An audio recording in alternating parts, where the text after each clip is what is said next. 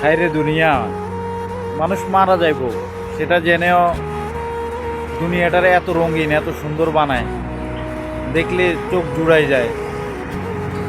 এই দুনিয়ায় কেউ চিরস্থায়ী না। যারা এই সৌন্দর্যের পিছনে জীবনটাকে উৎসর্গ করে দিছে তারা হয়তো অনেকেই মারা গেছে, তারা অনেকেই মারা যাচ্ছে।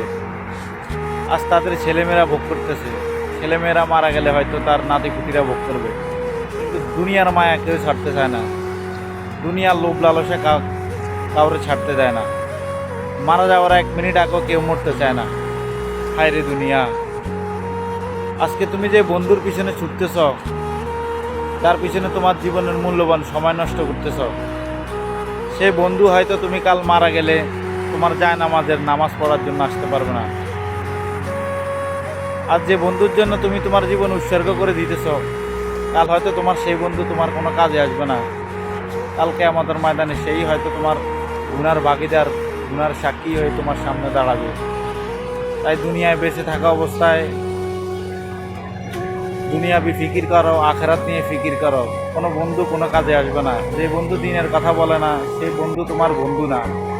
যে বন্ধু তোমারে খারাপ কাজ করতে উৎসর্গ করে সে বন্ধু তোমার প্রকাশ্য শত্রু। তুমি হয়তো সময়ের ব্যবধানে চিনতে পারতেছো না।